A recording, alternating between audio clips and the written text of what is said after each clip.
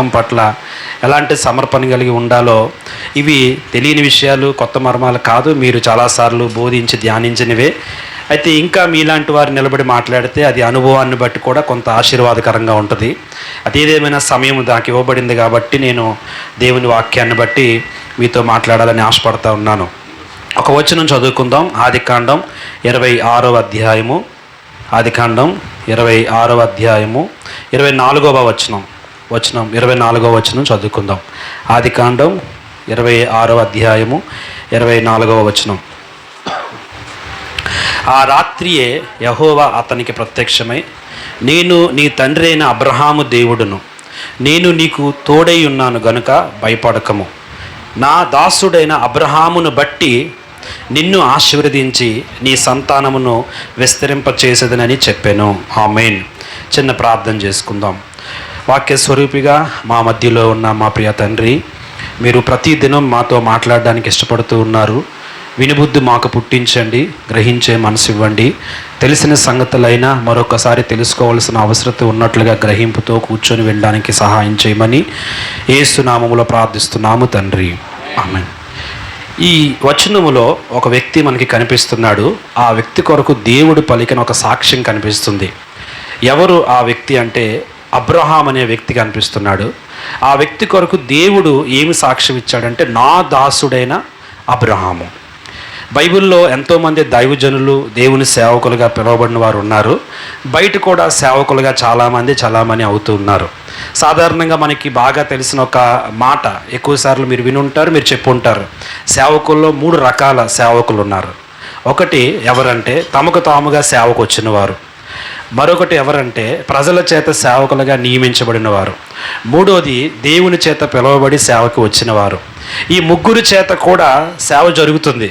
అయితే ఎవరి సేవ అగ్ని పరీక్షలో నిలబడుతుందంటే దేవుని చేత పిలువబడిన సేవకుని సేవ మాత్రమే అగ్ని పరీక్షలో నిలబడుతుందనే సంగతి మనందరికీ తెలుసు.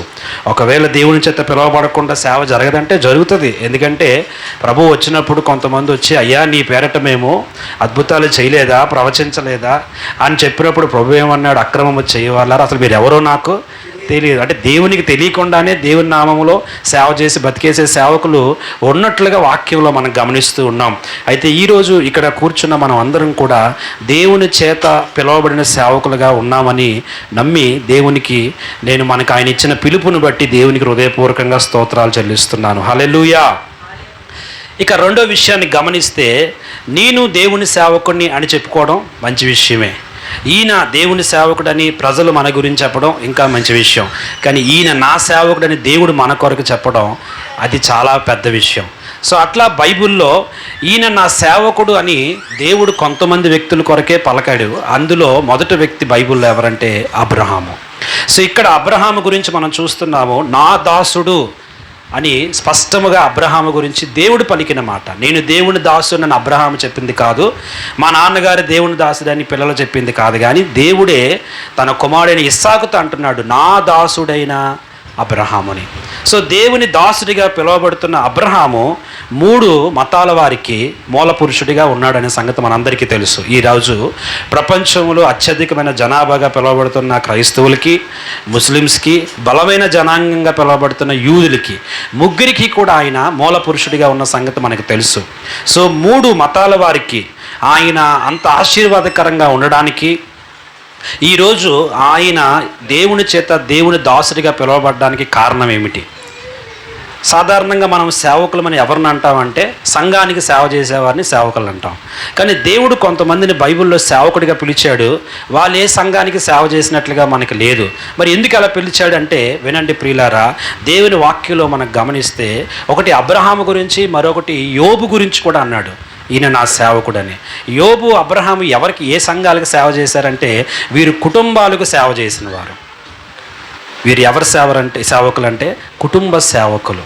ఈరోజు సంఘ సేవ కంటే దానికంటే ప్రాముఖ్యమైనది కుటుంబ సేవ. మనకి సాధారణంగా 3 రకాల సేవలు ఉన్నాయన్న సంగతి మీకు తెలిసినవే. మొదటిది దేవునికి సేవ. మనమందరం చేయాల్సిన సేవ అది. విశ్వాసి, సేవకుడు అనే భేదం లేకుండా ప్రతి ఒక్కరూ కూడా దేవునికి సేవ చేయాలి. అంటే దేవునితో వ్యక్తిగతంగా ఆయన పాదాల దగ్గర గడిపి ఆయన మనసు ఏంటో తెలుసుకోవటం, ఆయన హృదయం ఏంటో తెలుసుకోవటం, ఆయన పాదాల దగ్గరకు వచ్చి ఆయన పోలికలోకి మనం రావటం అనేది దేవునికి సేవ చేయడం. దాని తర్వాత ప్రాముఖ్యమైనది కుటుంబ సేవ, దాని తర్వాత సంఘ సేవ. సాధారణంగా మనము కుటుంబాలు పక్కన పెట్టి నేను సంఘానికి ఇంపార్టెన్స్ ఇస్తానంటే దేవుడు ఒప్పుకోడు. ఎందుకంటే మన కుటుంబాలు కట్టబడకుండా మన సంఘాలు మనం కట్టలేం. ఎందుకంటే తిమోతి పత్రులు అన్నాడు, ఎవడైనా అధ్యక్షుడు అనుకుంటే ముందు వాడు కుటుంబాన్ని సరిగా పాలించాలి. కుటుంబాలు పాలించకుండా, కుటుంబాలు కట్టకుండా, కుటుంబంలో సరైన సేవకత్వం చేయకుండా సంఘానికి ఏదో చేయాలనుకుంటే అది అంత అర్థవంతంగా ఆశీర్వాదకరంగా ఉండదనేది వాక్యాన్ని బట్టి నేను చెప్పే మాట. ఒకవేళ ఏదైనా తప్పు ఉంటే మీరు సరి చేయొచ్చు ఆ విషయంలో. ఎందుకంటే ముందే చెప్తున్నాను కదా, మీ ముందు నిలబడ్డాను కానీ కొంచెం వణుకుతోనే మాట్లాడుతున్నాను. ఎన్నో అనుభవాలు, ఎన్నో ప్రసంగాలు, ఎన్నో ప్రార్థనా జీవితాలు కలిగిన జీవితాలు మీవి. కాబట్టి ఈరోజు కుటుంబములో మనము ఎలాంటి సేవ చేస్తున్నాం? సంఘానికి చాలా సమయం ఇస్తాం, సంఘ పరిచర్యకి చాలా ప్రయాసపడతాం, ఎన్నో త్యాగాలు సంఘం కొరకు చేస్తాం, మంచిదే. అయితే దేవుని క్రమం ఏంటంటే మొదట దేవునికి సేవ చేయాలి, రెండవది కుటుంబానికి సేవ చేయాలి, తర్వాత మూడోది దేవుడిచ్చిన పరిచర్య, అది ఉద్యోగమైన సంఘ పరిచర్యని ఏదైనా సరే. సో కుటుంబాన్ని త్యాగం చేసేసి, కుటుంబంలో ఉన్న బంధాన్ని బ్రేక్ చేసేసి, పిల్లలతో తల్లిదండ్రులకి సరైనటువంటి విధానం లేకుండా సంఘాన్ని ఎంత కట్టినా అది కొంత మన వ్యక్తిగత జీవితానికి దుఃఖం కలిగిస్తుందనే సంగతి మనం గమనించాలి. ఎందుకంటే ఏలీ గురించి మనకు తెలుసు, తన పిల్లలు ఎటువంటి పరిస్థితుల్లో ఉన్నారో. కనుక అబ్రహాము తన పిల్లల యొక్క పెంపకం విషయంలో, తన కుటుంబానికి తను చేసిన సేవలు, ముఖ్యంగా పిల్లల యొక్క పెంపకం విషయంలో ఎలాంటి సమర్పణ చూపించాడో మీకు తెలిసినవి, నేను ధ్యానించినవి ఒక 7 మాటలు నాకు ఇచ్చిన సమయంలో చెప్పేసి ముగిస్తాను.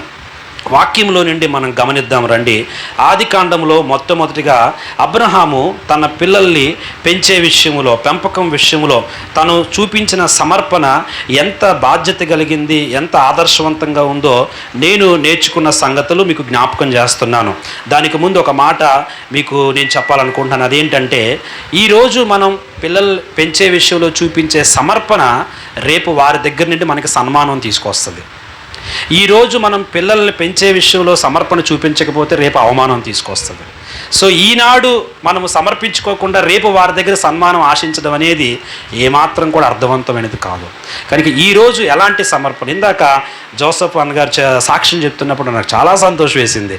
వారి తల్లిగారు ఆయన పట్ల చూపించిన ఆ సమర్పణ, ఆమె పెంపకం ఈరోజు ఈ తరానికి ఒక దీవెనకరమైన, దేవుని చేత పిలువబడే ఒక సేవకుడిని నిలబెట్టింది. దేవునికి స్తోత్రం కలుగునుగాక. ఎందుకంటే అన్నం చెప్పినప్పుడు ఒక మాట నాకు, ఆ కాలేజ్ డేస్లో కూడా మేము వేరే వేరే సహవాసాల్లో లేమంటే చాలా ఆశ్చర్యం వేసింది. ఎందుకంటే సాధారణంగా యవనస్తులు 10th క్లాస్ వరకు బాగానే ఉంటారు భక్తిలో ఇంట్లో, కానీ ఇంటర్మీడియట్కి వెళ్ళిన తర్వాత ఖచ్చితంగా ఎక్కడో దగ్గర తొట్టిల్లిపోయే పరిస్థితులు ఉంటాయి. కానీ అట్లా నేను తొట్టిల్లిపోయాను, నేను పడిపోయాను, నేను పాడైపోయానని అన్న సాక్ష్యం చెప్పలే. కారణం ఏంటంటే వారి తల్లిగారు ఆ బిడ్డ పెంపకంలో చూపిన సమర్పణ. సో నేను ఇంకా ఎవరినో చూపించడం అవసరం లేదేమో అనిపిస్తుంది, ఆ తల్లిగారి గురించి తెలుసుకుంటే మంచిదేమో అనిపిస్తుంది. కాబట్టి అబ్రహాము గురించి వాక్యంలో నుండి మనం తెలుసుకుందాం రండి. మొదటిది, ఆయన తన పిల్లల పెంపకం విషయంలో చూపించిన సమర్పణ ఎంత గొప్పదంటే 21వ అధ్యాయం ఆదికాండం 4వ వచనంలో ఇలా రాస్తుంది. 21వ అధ్యాయం 4వ వచనంలో ఏముందంటే,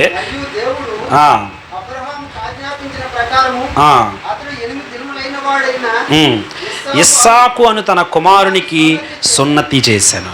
మొట్టమొదటిది తన పెంపకంలో నేను చదవగా నాకు కనిపించిన మాట ఏంటంటే, తనకి 100 సంవత్సరాల వయసులో కొడుకు పుట్టాడు. ఎంతో సంతోషం, ఎంతో ఆనందము. ఆ సమయంలో 8 రోజులు అయ్యింది. 8 రోజులకే తన గుర్తు చేసుకునే విషయం ఏంటంటే, దేవుడు నా కుటుంబంలో ఉన్న పురుషులకి ఒక నిబంధన పెట్టాడు. ఆ నిబంధన సున్నతి. సున్నతి అనగానే మీకు తెలిసి నేను వివరించక్కర్లేదు, ఎందుకంటే గోప్యాంగ చర్మాన్ని కత్తిరించడం. ఇప్పటికీ ముస్లిమ్స్ దాన్ని, కొంతమంది ముస్లిమ్స్ ఆచరిస్తూ ఉంటారు, యూదులు ఆచరిస్తూ ఉంటారు. సున్నతి అంటే తన శరీరంలో ఒక భాగాన్ని కత్తిరించటం. ఆ 8 దినాలకే ఒక ఆపరేషన్ చేసే లాంటిది అనుకోవాలి మనం. అది కొంచెం ఎంత దుఃఖం కలిగిస్తుంది, ఎంత బాధ కలిగిస్తుంది. సో ఆ టైంలో బహుశా ఎంతమంది కుటుంబ సభ్యులు ఊరుకో అబ్రహాము పుట్టగా కొడుకు పుడితే ఈ టైంలో అది అంత అవసరమా, చేద్దువులే కొంచెం పెద్దోడు అవనే, కొంచెం తెలుసుకొని కంగారేముంది అని ఎంతమంది ప్రెజర్ చేసి ఉంటారో వారెవ్వరికీ లొంగకుండా దేవుని ఆజ్ఞ ప్రకారం తన పిల్లలకి సున్నతి చేయడానికి సమర్పించుకున్నాడు. దేవుని నామానికి స్తోత్రం కలుగునుగాక. అందుకే ఈరోజు 3 మతాల వారికి తండ్రిగాను మూల పురుషుడిగాను ఈరోజు దేవుని చేత నా దాసుడని పిలువబడినట్లుగా నాకు అనిపిస్తుంది. కనుక మొదటి మాట, పిల్లలు పెంచే విషయంలో వాక్యానుసారంగా పెంచడానికి మన లోకము, కొన్నిసార్లు మన కుటుంబము కూడా అడ్డు వస్తూ ఉంటుంది. నాకు 2 కూతుర్లు, వాళ్ళు దేవునికి సమర్పణపూర్వకంగా పెంచాలనుకునేటప్పుడు నేను ఎదుర్కొంటున్న కొన్ని పరిస్థితులు నాకు అర్థమవుతూ ఉన్నాయి. ఏమి వేయకుండా, గాజులు వేయకుండా, మరీ చోలీలు కుట్టించకుండా, మరీ పూలు పెట్టుకోకుండా, ఏమంట పెద్దోళ్ళు అయ్యాక చూసుకుని దూరలు ఇప్పుడు నిండి ఎందుకు అలక అవన్నీ అని కుటుంబస్తులే కొంతమంది, తర్వాత బంధువులు కొంతమంది, సంఘంలో ఉన్నవారు కూడా కొంతమంది, మరి ఏంటి పాస్టర్ గారు మరి పిల్లల విషయంలో కూడా మీరు అంత కఠినంగా ఉండాలి. ఎందుకు ఈ విషయం చెప్తున్నానంటే, నా ఫ్రెండ్ ఒక ఆయన ఉన్నాడు, తన కూతుర్ని సగరపొలస రవీంద్ర భారత్ అనే ఒక స్కూల్లో హాస్టల్లో పెట్టాడు. ప్రతి శనివారం ఆయన ఏ సంఘానికైతే వెళ్తున్నాడో ఆ సంఘంలో బైబిల్ స్టడీ ఏర్పాటు చేశారు. ఆ బైబిల్ స్టడీకి అక్కడికి వెళ్ళి పర్మిషన్ తీసుకొని ఆ బిడ్డని వైజాగ్ నుండి సగరపొలస వెళ్ళి బైబిల్ స్టడీ కోసం తీసుకొచ్చేవాడు. అట్లా 2-3 వారాలు తీసుకొచ్చిన తర్వాత మానేశాడు. నేను అడిగాను, పాపని బైబిల్ స్టడీకి తీసుకెళ్తున్నావా ఇంకా అంటే, లేదన్న మానేశానని. ఏమన్నాను అంటే, నేను ఇంత కష్టపడి నా కూతుర్ని తగరపాలసి వెళ్ళి బైబిల్ స్టడీ ఏర్పాటు చేశారని తీసుకొస్తే మా పాస్టర్ గారి పిల్లలే బైబిల్ స్టడీకి రావట్లేదు. ఆయన చెప్పిన మాట నేను చెప్తున్నాను, మా పాస్టర్ గారి పిల్లలే బైబిల్ స్టడీకి రావట్లేదు. వాళ్ళ పిల్లలకి లేని భక్తి మా పిల్లలకి ఎందుకు, మాకు అంత అవసరం ఏముంది, వాళ్ళే మాదిరిగా అంటే అది వేరే విధంగా తీసుకోవద్దు. ఉన్న విషయం మన సేవకులంగా చెప్తున్నాను. కాబట్టి కొన్నిసార్లు దేవుని వాక్యానుసారంగా పిల్లలు పెంచాల్సి వచ్చినప్పుడు మన హృదయం కఠినం చేసుకోవాల్సి ఉంటుంది. కొంతమంది చెప్పే మాటలు బట్టి కూడా మనం లోబడకుండా చేయాల్సి ఉంటుంది. కనుక మొట్టమొదటి మాట, తన పిల్లలకి సున్నతి చేయడానికి అనగా వాక్యానుసారంగా పెంచడానికి మొదటగా సమర్పించుకున్నాడు. లోకానుసారంగా, కులానుసారంగా, లేకపోతే సాంప్రదాయాలు కాదు, కానీ వాక్యానుసారంగా దేవుని పిల్లలైన మనం మన పిల్లలను పెంచడానికి ప్రయాసపడితే ఖచ్చితంగా దాని ప్రభావం మన సంఘంలో ఉన్న వారి మీద కూడా పడుతుందని నేను నమ్ముతున్నాను. హల్లెలూయా. 2వ మాట చూద్దాము, సమయాన్ని బట్టి ముందుకెళ్తున్నాను. అదే 21వ అధ్యాయం 8వ వచనంలో మరొక మాట కనిపిస్తుంది.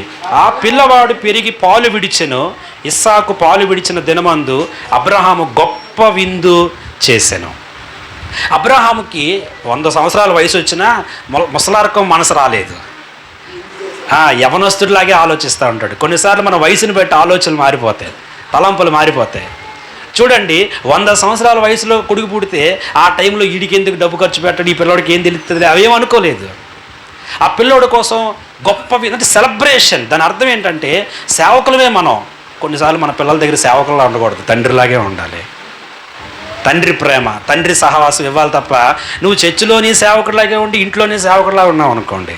ఇప్పుడు ఎస్ఐ, డిఎస్పీ, పోలీసులు ఉంటారు, వాళ్ళు ఎక్కడ వరకు డిఎస్పీలు అంటే ఇంటికి వచ్చి డిఎస్పీ చేస్తామంటే అవ్వదు కదా. చాలాసార్లు సేవకుల్లో చేసే పెద్ద పొరపాటు ఏంటంటే, చర్చిలో స్ట్రిక్ట్ స్టాండ్, ఇంట్లో కూడా స్ట్రిక్ట్ స్టాండే. ఇంటికి వచ్చాక మన తండ్రి అయిపోవాలి కానీ సేవకుడిగా ఉండకూడదు. అది అక్కడ బాధ్యత అది. సో మనలో చూడండి, ఒక తండ్రి ప్రేమని పిల్లలు చూడగలగాలి, సెలబ్రేషన్ చేయాలి, మన ప్రేమను వారికి చూపించాలి. మన క్రమశిక్షణను చూపించడం ఎంత అవసరమో వారిని మనం ఎంత ప్రేమిస్తున్నామో చూపించడం కూడా అంతే అవసరం. అందుకే పత్రికల్లో మన పౌలు గారు రాసిన ఎక్కువ మాటలు గమనిస్తూ ఉన్నప్పుడు, మనం ప్రేమించలేదు, ఆయనే మొదట ప్రేమించాడు, ఆయన ప్రేమించి మీకు ఇలా చేశాడు, ఆయన ప్రేమించి మీకు ఇది ఇచ్చాడని ఎక్కువ మార్లు దేవుని ప్రేమని జ్ఞాపకం చేయడానికే పౌలు ప్రయాసపడ్డాడు. దేవుని యొక్క ప్రేమనే. యేసు ప్రభు వారు ఏమైనా తక్కువ తిన్నారేటి, ఆయన కూడా ఏమంటాడు, దేవుడు లోకముని ఎంతో, నేను ఎందుకు వచ్చానో తెలుసా అంటే, ముందు మీకు దేవుని ప్రేమ తెలియాలి. ఈరోజు మన పిల్లలకి మన ప్రేమ తెలుసు అంటారా? మన కోపం తెలుసు, మన క్రమశిక్షణ తెలుసు. అమ్మో మా డాడీకి ఇది నచ్చదు, అమ్మో మా డాడీ ఈ విషయంలో చాలా స్ట్రిక్ట్గా ఉంటారు. మంచిదే, తప్పులేదు. మరి మీ ప్రేమ, నా ప్రేమ మన పిల్లలు గమనించగలుగుతున్నారా? పిల్లల మనస్తత్వం చాలా సున్నితత్వంగా ఉంటుంది. వాళ్ళకి ఇవ్వాల్సిన టైం ఇవ్వాలి, వాళ్ళతో గడపాల్సిన సమయాన్ని గడపాలి. ఎందుకంటే అది ఒక ఏజ్ వరకే. ఒక ఏజ్ దాటే గడుపుదామని వాళ్ళు మనతో గడపరు. ఎందుకంటే ఆ ఏజ్ దాటిపోయిన తర్వాత వాళ్ళు గడిపే వ్యక్తులు వేరే ఉంటారు, వారి సమయాలు, వారి యొక్క సహవాసాలు వేరేగా ఉంటాయి. చిన్నపిల్లలుగా ఉండగానే వాళ్ళతో మనం గడపాలి. అందుకే బైబిల్లో ఒక మాట ఉంది సామెతల్లో, బాలుడిగా ఉండగానే వాడికి నేర్పించాల్సినవి నేర్పించాలంటే ముందు వాడితో గడపాలి కదా. మనం వాడితో ఇవ్వాల్సిన సమయం ఇవ్వాలి కదా, ఇవ్వాల్సిన టైం ఇవ్వాలి కదా. నేర్పించనగానే మనం ఏంటి, ప్రార్థన, వాక్యం, ఈ రెండింటిని ఖచ్చితంగా అవే నేర్పించాలి. వాడితో పాటు మన ప్రేమ ఎంతగా వారి పట్ల కలిగి ఉన్నామో నేర్పించడం కూడా అంతే అవసరం. ఇది వాక్యాన్ని బట్టి నేను గమనించిన విషయాన్ని మీ ముందుకు తీసుకొస్తున్నాను. మొదటిది వాక్యానుసారంగా పెంచడానికి ఇష్టపడ్డాడు. రెండోది తన ప్రేమను తన పిల్లలకి చూపించడానికి ఇష్టపడినట్లుగా వాక్యంలో నేను గమనిస్తూ ఉన్నాను. మూడో విషయానికి వస్తే ఇప్పుడు 21వ అధ్యాయం 14వ వచనంలో ఒక మాట ఉంది. ఇక్కడ కాబట్టి తెల్లవారినప్పుడు అబ్రహాము లేచి ఆహారమును నీళ్ళ తిత్తిని తీసుకొని ఆ పిల్లవానితో కూడా హాగరునికి అప్పగించి ఆమె భుజం మీద వాటిని పెట్టి ఆమెను పంపివేసెను. మనకు తెలుసు హాగర్ అనే వ్యక్తి ద్వారా ఇష్మాయిల్ అనే వ్యక్తి పుట్టాడని. ఆ వ్యక్తి ఇస్సాకును చూసి పరిహసించటం, అది సారాకి నచ్చకపోవటం. వెంటనే సారా చెప్పింది, ఈ వ్యక్తిని, ఈమె తల్లిని ఇంట్లో నుండి వెళ్ళగొట్టు అని చెప్పగానే అబ్రహాము మొదట కొంత సంశయించాడు, ఆలోచించాడు. కానీ దేవుడు అన్నాడు, ఈ విషయంలో మీ ఆవిడ చెప్పిన మాట విను అన్నాడు. అనగానే ఆలస్యం చేయకుండా ఏమంటే అప్పటికీ ఇష్మాయిల్కి యవ్వన కాలంలోకి వచ్చేసాడు. ఆయన యవ్వన కాలంలోకి వచ్చేసి ఇంట్లో పెద్ద కొడుకుగా చలామణి అయిపోతున్నాడు. అలాంటి టైంలో ఇంట్లో బయటికి పోరా పంపించడం అంటే అంత సామాన్యమైన విషయం కాదు. ఆనాడు సారా పెళ్లి చేసుకోమన్నప్పుడు ఆలోచించలేదు, ఇప్పుడు పంపించమంటే మాత్రం బాధపడిపోతున్నాడు. హాగర్ని తీసుకొచ్చి పెళ్లి చేసుకో అంటే సంకలు గుద్దుకొని పెళ్లి చేసేసుకున్నాడు. ఇప్పుడు పంపించమంటే మాత్రం తండ్రి ప్రేమ చూపిస్తున్నాడు, పెద్దరికం చూపిస్తున్నాడు. వినండి ప్రియులారా, మన పిల్లల భవిష్యత్తుకి ఆటంకంగా ఉండేది ఏదైనా మనం కత్తిరించాల్సిన సమయంలో కత్తిరించాలి, పంపించాల్సిన సమయంలో పంపించేయాలి. పర్వాలేదులే, ఫోన్లే అని మనం కాంప్రమైజ్ అయిపోతే అది వారి భవిష్యత్తుకి, మనకు కాదు, వారి భవిష్యత్తుకి మనం ఒక పెద్ద ఆటంకాన్ని నిర్మించిన వారం అవుతాం. నిజానికి హాగర్ విషయంలో అబ్రహాము తొందరపడి ఇప్పటికీ ఇశ్రాయేలు ప్రజలకి ఒక పెద్ద శత్రుత్వాన్ని నిలబెట్టాడని చెప్పొచ్చు. కానీ ఇక్కడ గమనిస్తున్నాము, పంపించమన్నప్పుడు పంపించడానికి ఇష్టపడ్డాడు. భార్య చెప్పింది, కొంత ఆలోచించాడు. కానీ దేవుడు చెప్పగానే వెంటనే పంపించేయడానికి ఇష్టపడ్డాడు. బాధే, లోపల దుఃఖమే ఉంది. మన పిల్లల పెంపకం విషయంలో కూడా మన ఇంటిలో, మన వాతావరణంలో, మన సంఘములో దేవుని పిల్లల పెంపకానికి, ఆత్మీయతకు అడ్డుగా ఉన్నవి వాటిని కత్తిరించడానికి ఇష్టపడాలి. సాధారణంగా శరీర సంబంధమైన క్రియలు, శరీర సంబంధమైనటువంటి ఆలోచనలు వాళ్ళ ముందు మనం రుద్దకూడదు, వాళ్ళ ముందు మనం మాట్లాడకూడదు. వాటిని మనం ఏం చేయాలంటే పంపించాలి. సాధారణంగా మనం ఇప్పుడు గమనిస్తే దేవుని పిల్లలంటే 3 విషయాల్లో ఎప్పుడు జాగ్రత్తగా ఉండాలి. ఒకటి మతం, రెండోది కులం, ఇంకొకటి రాజకీయం. ఈ 3 విషయాలు మన పిల్లల మనసులో పడకుండా మనం పెంచగలగాలి. ఈ 3 విషయాలు, వాటి పేర్లు కూడా తెలియకుండా పెంచితే ఇంకా మంచిదేమో అనిపిస్తుంది. ఏమంటారన్నా? వాటి పేర్లు కూడా తెలియకుండా మనం దేవుని పిల్లలం, రాజకీయ నాయకులు అందరినీ ప్రేమించాలి, మనుషులందరినీ ప్రేమించాలి. మనకి మతాలతో సంబంధం లేదు, ఇదిగో మనము కులాలతో సంబంధం లేదు, అందరినీ ప్రేమించాలని ఆ విషయం వాళ్ళలో పెట్టగలిగితే ఇంకా బాగుంటుందేమో అనిపిస్తుంది. కొన్నిసార్లు మనము మన సాంప్రదాయంలో నుండో లేదా మన బ్యాక్గ్రౌండ్ నుండి వచ్చే విషయాలు పిల్లలకు నేర్పించి రేపన్ననాడు వారిని ఆ విషయంలో కత్తిరించాలంటే కష్టం. కాబట్టి కత్తిరించవలసినవి, వెళ్ళగొట్టవలసినవి పిల్లల ఆత్మీయ జీవితానికి పంపించాల్సినవి పంపించడం అనేది చాలా చాలా అవసరం. దేవుని నామానికి స్తోత్రం కలుగును గాక. ఒకసారి ఒక అన్న సాక్ష్యం చెప్తే విన్నాను. అమ్మ, దోమలు కుట్టేస్తున్నాయి, దోమలు పెట్టుకొని అంటే ఆవిడ అన్నదంట, దోమలు కొడుతున్నాయా, ఈ దోమకి ఇలాగైపోతున్నావు, నరకంలో పెడితే ఎంత పెద్ద దోమలు ఉంటాయో తెలుసా, ఇప్పుడు నిండే దేవునికి భయపడు అని అన్నదట. చెప్పులు లేకుండా రోడ్డు మీద నడిచి వచ్చాడంట. కాలు కాలిపోతుంటే, అమ్మ కాలు కాలిపోతున్నాయి, చెప్పులు కొని అమ్మ అంటే, కాలు కాలిపోతున్నాయా, ఈ ఎండకి ఇలాగైపోతున్నా, నరకంలో పెడితే ఎలా కాలిపోతావో తెలుసా. వారి ఆత్మీయ జీవితానికి అడ్డుకట్టగా వచ్చేవి ఏవైనా సరే, ఏవైనా అంటే అది మనం సెల్ ఫోన్ చూసే విధానమైనా కావచ్చు, మనం టీవీ చూసే విధానం కావచ్చు, మనం ఇతరులతో మాట్లాడే విషయం కావచ్చు. ఎందుకంటే మనం గమనించాం, కొన్నిసార్లు మనము వాళ్ళ ముందు బైబిల్ చదివినట్టుగా కనపడము, వాళ్ళ ముందు సెల్ల పట్టుకొని చూసినట్టే కనబడతాం.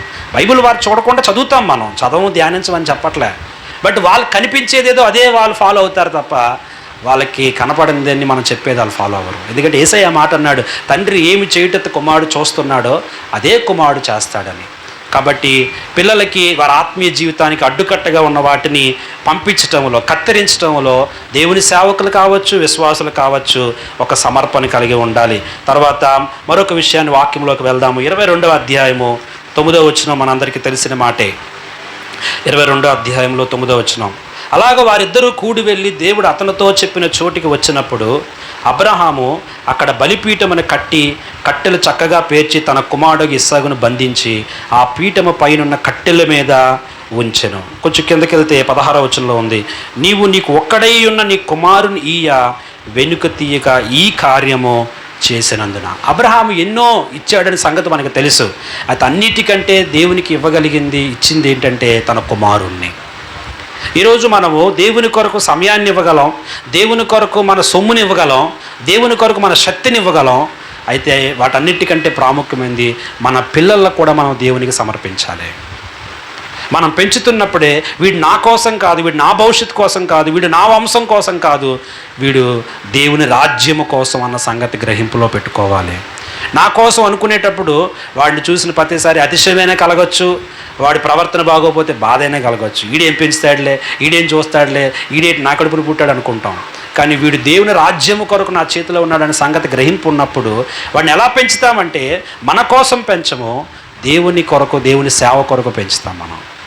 ఇక వాళ్ళ మీద మనకి ఎటువంటి అటాచ్మెంట్స్ ఉండవు, ఎమోషన్స్ ఉండవు వాళ్ళ విషయంలో మనకి. ఎందుకంటే ఇక్కడ అబ్రహాము తను పెంచుతున్న ప్రతిసారి తన పెంపకంలో ఈ కుమారుణ్ణి దేవుడిచ్చాడు, దేవుని కొరకు పెంచాలనే ఆలోచన ఉంది కాబట్టి దేవుడు అడిగినప్పుడు ఇవ్వడానికి ఏమాత్రం ఆలస్యం చేయలేకపోయాడు. రెండోది, ఒకవేళ ఇస్సాకులో ఎటువంటి బలహీనతలు ఉన్నా ఆలోచించేవాడేమో, అయ్యో దేవుడు బలి కోరుకుంటున్నాడు, వీళ్ళలో చూస్తే ఇన్ని అక్రమ పరిస్థితులు ఉన్నాయి అని ఆలోచించేవాడేమో. ఒక క్రమమైన రీతిగా పెంచాడు. ఎంత క్రమంగా పెంచాడంటే అక్కడ రాయబడింది, చేతులు కట్టేస్తున్నా మాట్లాడడం లేదు ఇస్సాకు. అంటే అంత విధేయత తన కుమారుడికి నేర్పించాడు. దేవునికి మనం ఇవ్వాలి అంటే ముందు వాళ్ళలో మనం ఏమి చూపించాలి? విధేయతను నేర్పించాలి. విధేయత నేర్పించాలి. ఎఫెసీ పత్రికలో అదే అన్నాడు కదా, బోధలోను ప్రభు యొక్క శిక్షలోను వారిని పెంచండి. నువ్వు దేవుని కొరకు బలైపోవాలంటే ఏమాత్రం ఆలోచించకుండా, చాలాసార్లు మనం కొంతమంది మన దగ్గర ఉన్నారని నేను చెప్పను కానీ, బాబు నేను కొంచెం లేట్ అవుతుంది, నువ్వు చర్చికి వెళ్ళి పాటలు నడిపించంటే నేనా అంటారు కొంతమంది సేవకుల పిల్లలు. నాకు గట్ట పాటలు రావు అంటారు మరి కొంతమంది సేవకుల పిల్లలు. నాకు గట్ట రాదు ప్రార్థన అంటారు. కానీ దేవుని ఏమండి సన్నిధిలో అబ్రహాము తన కుమారుడికి ఏమి నేర్పించాడంటే విధేయత నేర్పించాడు.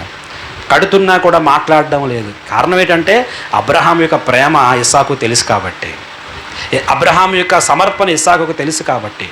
కనుక ఈరోజు 4వ విషయంగా నేను గమనించింది, మన పిల్లలను దేవునికి ఇవ్వటంలో వారికి నేర్పించాల్సింది ప్రాముఖ్యమైనది ఏంటంటే విధేయత. విధేయత. ఎందుకంటే ప్రభువునందు మీ తల్లిదండ్రులకి విధేయులై ఉండుడి అని బైబిల్ చెప్తుంది. విధేయత నేర్పించాల్సింది కూడా ఎవరంటే మనమే. ఒకవేళ మన పిల్లలు మన దగ్గరికి వచ్చి డాడీ విధేయులై ఉండుడి, విధేయులై ఉండండి అంటే, విధేయత అంటే ఏంటి డాడీ అంటే, మీ అమ్మ నాకు లోబడుతుంది కదరా అదేరా విధేయత అని చెప్పగలిగితే, నేను దేవుని వాక్యానికి లోబడతాను కదరా అదేరా విధేయత అని చెప్పగలగాలి. అంతేగాని విధేయులై ఉండంటే వాళ్ళు విధేయులై ఉండంటే, ఎందుకు విధేయత అంటే ఏంటి? విధేయత అనే పదమే పలుకుతున్నాం కానీ దాన్ని చూపించలేకపోతే, సో తల్లి చెప్పగలగాలి, నేను మీ నాన్నకు లోబడినట్లుగా నువ్వు దేవుడికి నాకు లోబడాలరా, తండ్రి చెప్పాలి నేను దేవునికి లోబడినట్లుగా మీరు నాకు లోబడాలరా అని చెప్పి, అలాంటి విధేయతను మనం చూపించగలిగినప్పుడు మన పిల్లల్లో దేవుని కొరకు రాబోయే దినాల్లో ఒక గొప్ప కార్యాలు మనం చూడగలం. దేవుని నామానికి స్తోత్రం కలుగును గాక. కొంచెం ముందుకు వెళ్ళిపోయి చివరిగా మరొక 3 మాటలు చూద్దాము. ఆదికాండము 17వ అధ్యాయము 18వ వచనం 20వ వచనం మీరు చూసుకోండి, మీకు తెలిసిన విషయాలే. అక్కడ ఏముంటాయంటే అబ్రహాము పిల్లల కొరకు చేసే ప్రార్థన కనిపిస్తుంది అక్కడ. ఆదికాండము 17వ అధ్యాయము 18-20 వచనాల్లో కనిపించే విషయాలు. అబ్రహాము తన పిల్లల కొరకు చేసే ప్రార్థన, అక్కడ ఇష్మాయేల్ కొరకు ప్రార్థన చేస్తున్నట్లుగా మనకు కనిపిస్తుంది లేఖనాల్లో. కానీ అబ్రహాం యొక్క ప్రార్థనా జీవితాన్ని గమనిస్తే ఇష్మాయేల్ కొరకు ప్రార్థించాడు, తనకి పుట్టకపోయినా తన వెంట వచ్చిన లోతు గురించి కూడా ప్రార్థించాడు. మరి తన కడుపును పుట్టిన ఇస్సాకు కొరకు ప్రార్థించకుండా ఉంటాడా? తన దగ్గర ఉన్న ఎలియాజరుకే ప్రార్థన నేర్పించినోడు, తన ఒంట్లకే ప్రార్థన నేర్పించగలిగినోడు ఇస్సాకుకి ప్రార్థన నేర్పించకుండా ఉంటాడంటే, నేర్పించాడు. ఎంత నేర్పించాడో తెలుసా? ఇస్సాకుకు పెళ్ళి అయిపోయాక పిల్లలు లేకపోతే ఇస్సాకు ప్రార్థన వల్ల తన భార్య గర్భవతి అయినట్లుగా బైబిల్లో మనం చూస్తున్నాం. కనుక మనం సంఘములో ఉన్న వారందరి కొరకు ప్రార్థన చేయడానికి ఇష్టపడతాం, సమయాన్ని తీసుకుంటాం.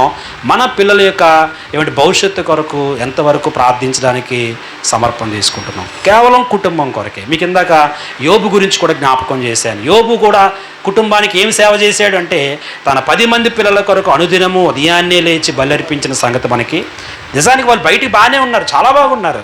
ఒకవేళ హృదయములో ఏదైనా చేశారేమో, నిజానికి అతని కంటికైతే ఏ లోపమో కనపడలే, ఒకవేళ హృదయములో ఉందేమో అని అనుదినము బలి అర్పించడం. అద్భుతం ఏంటంటే 10 మంది ఒకేసారి ప్రభు కొరకు హతసాక్షులు అయిపోయారు.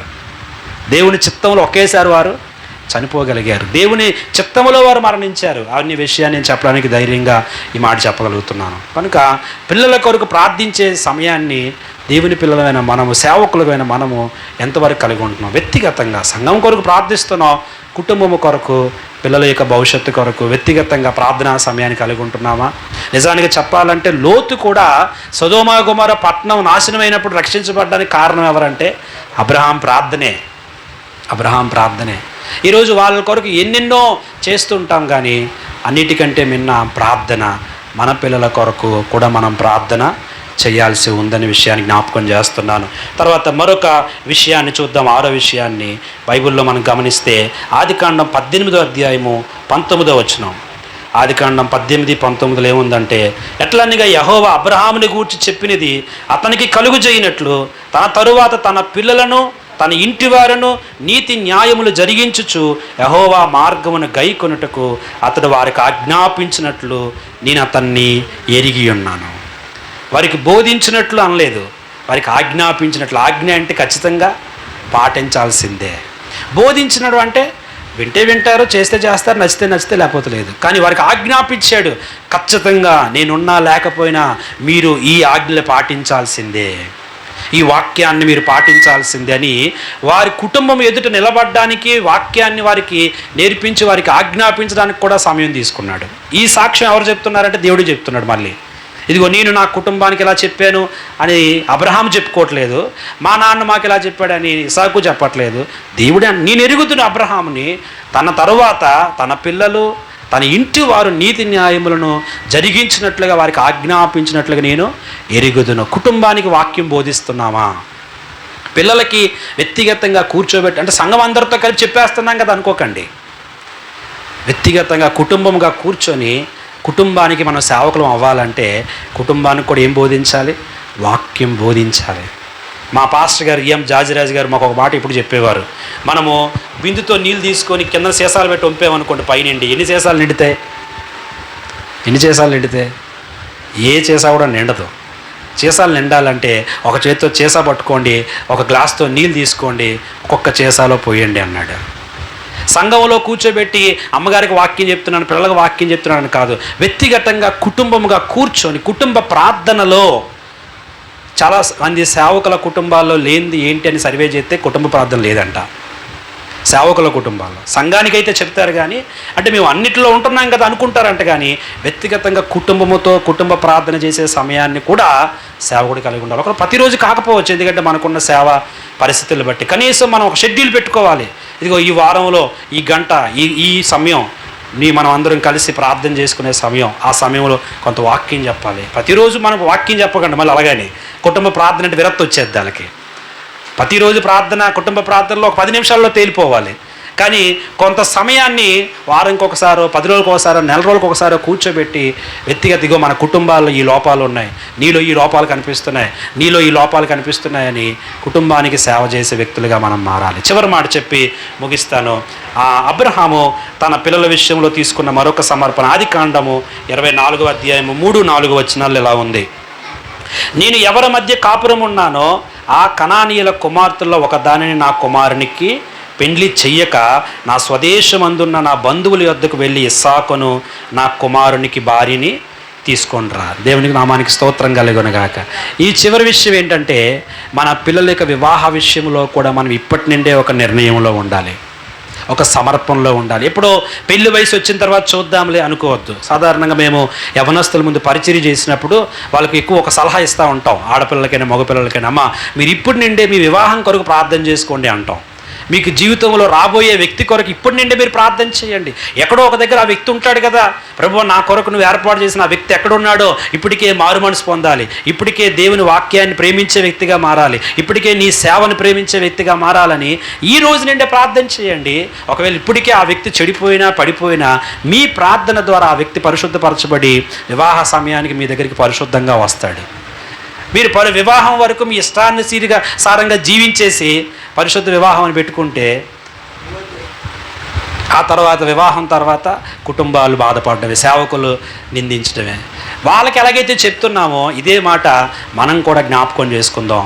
మన పిల్లల వివాహ విషయాలు ఇప్పటి నుండే ఒక ప్రార్థన, ఒక సమర్పణ కలిగి ఉండడం అనేది చాలా అవసరమని అబ్రహాము దగ్గర నేను నేర్చుకున్నది మీకు జ్ఞాపకం చేస్తున్నాను. సో ఇవేవి కొత్త మాటలు కాదు, తెలిసిన మాటలే, కానీ ఈరోజు అవసరమని ప్రభు నా మనసులో పెట్టగా మీ ముందుకు తీసుకొచ్చాను. ఈ మాటలను బట్టి రాబోయే దినాల్లో మనం మన కుటుంబాలకి సేవ చేద్దాం. అబ్రహాముని దేవుడు పిలిచినట్లుగా మనల్ని కూడా దేవుడు నా దాసుడు అని పిలిచే యోగ్యత సంపాదించుకుందాం. అలాంటి కృప దేవుడు మనందరికీ అనుగ్రహించునుగాక. Thank you.